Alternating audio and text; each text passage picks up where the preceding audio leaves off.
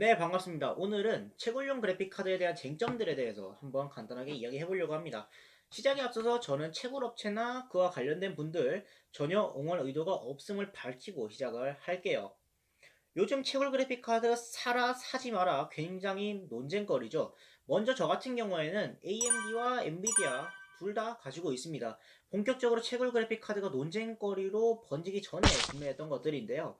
AMD의 경우에는 지금 앞에 보이는 사파이어 RX 4704 4기가 니트로 모델을 가지고 있고요. 엔비디아 같은 경우에는 GTX 1060 3기가 기가바이트 모델을 가지고 있습니다. 두 그래픽카드 모두 써멀 그리스와 써멀 패드를 교체했고 지금까지 별 이상 없이 아주 잘 쓰고 있습니다.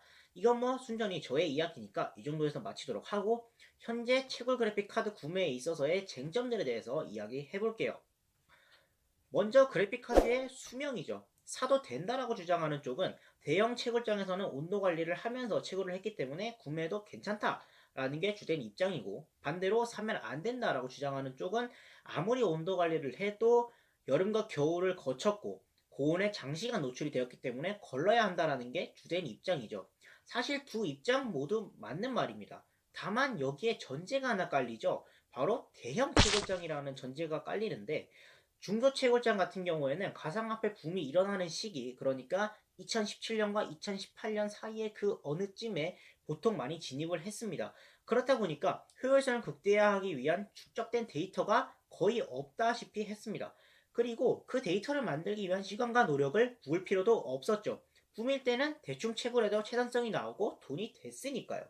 그러다 보니 대충 F 더번호 켜서 오버클럭 잔뜩 때리고 전력 100% 풀어준 뒤에 돌리는 경우가 대다수였습니다. 그런 분들이 그래픽카드의 수명을 신경 쓸 일은 더더욱 없었겠죠. 하지만 대형 채굴장 같은 경우에는 여기가 조금 다릅니다. 붐이 일어나기 훨씬 전부터 채굴을 했던 대형 업체들은 경험들이 쌓이고 쌓여서 어느 정도 축적된 데이터를 가지고 있는데, 그 데이터들이 어떤 거냐? 바로 언더볼팅과 전력 제한의 최저값을 찾는 그런 데이터들입니다.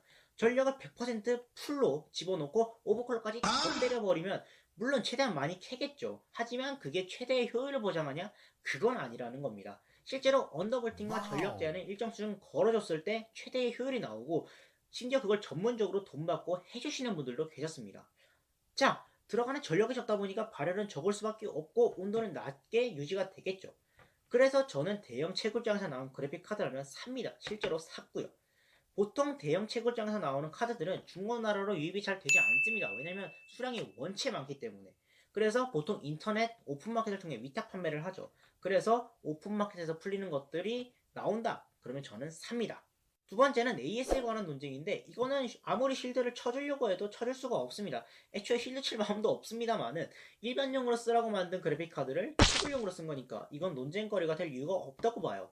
그래도 혹시나 일말의 희망을 가지고 계신 분들이라면 제조사에 한번 연락을 해보세요. 제일 빠르고 정확합니다. 참고로 기가바이트는 책을 돌리면 ES 못해주겠대요. 참고하세요. 그럼에도 불구하고 제가 앞서 오픈마켓 등에서 풀리는 거면 산다고 했었죠. 왜냐하면 오픈마켓에서 파는 것들은 대부분 자체 ES 기간을 가지고 있습니다. 짧으면 뭐 일주일, 길면 한 달까지도 AS 기간을 가지고 있기 때문에 배송 받아서 벤치 며칠 돌렸는데 얘가 죽었어요. 그럼 반품하면 됩니다. 어차피 죽을 그래픽카드는 벤치 조금만 주고 갈궈도 어차피 죽어요. 그리고 이건 조금 다른 이야기인데, 채굴용 그래픽카드에 너무 많은 걸 바라는 분들이 계신 것 같아서 한마디 합니다. 이유 없이 비싼 건 있어도 이유 없이 싼 건 없어요.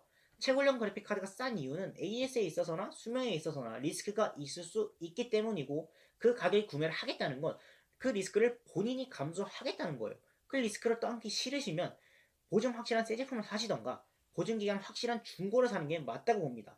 반대로 그러한 리스크를 감수하실 수 있는 분들이라면 이 채굴용 그래픽 카드는 가성비 좋게 쓸 수 있는 좋은 대안이 될 거라는 생각이 듭니다. 참고로 요런 블로펜은 사지 마세요. 혹시라도 구매를 고려하시는 분들이 이 블로펜을 사신다, 금방 죽을 겁니다. 쿨링이 정말 안 됩니다.